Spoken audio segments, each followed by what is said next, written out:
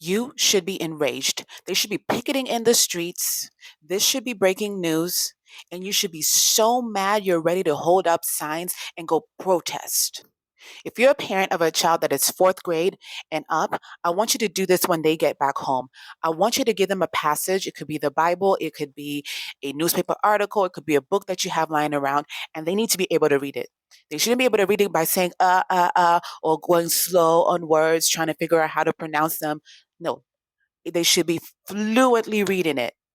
And if they can't read it, they are one of the 70% of students that have been failed by a public educational system.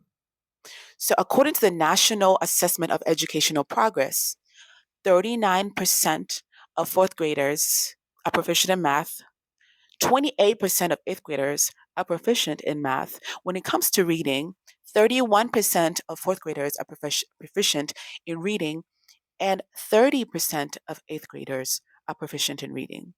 This is appalling. What does this mean? It means that we have failed 70 to 80% almost of our students in basic skills.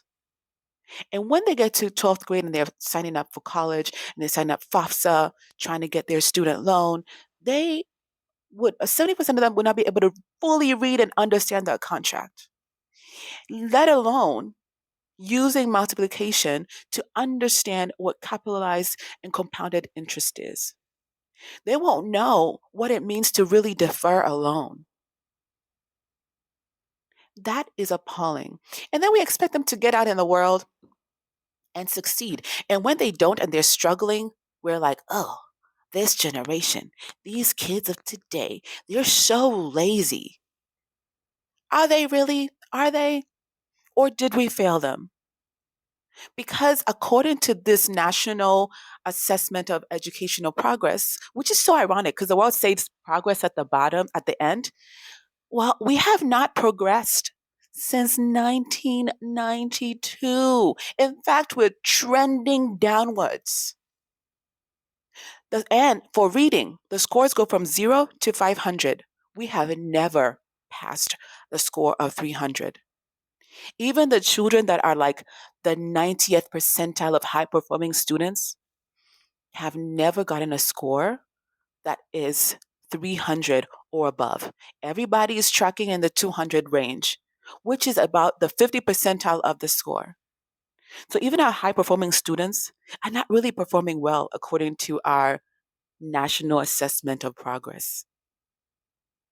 That is concerning. You should be concerned. This should be breaking news. People should be enraged. There should be articles written. We should be marching in the streets. We should be going, where are my tax dollars and how are you using them? Because if you're anything like me and have my experience, my tax dollars, 70% of them are going to the school district. And they go up every year. Every year I gotta find that money to dish it out.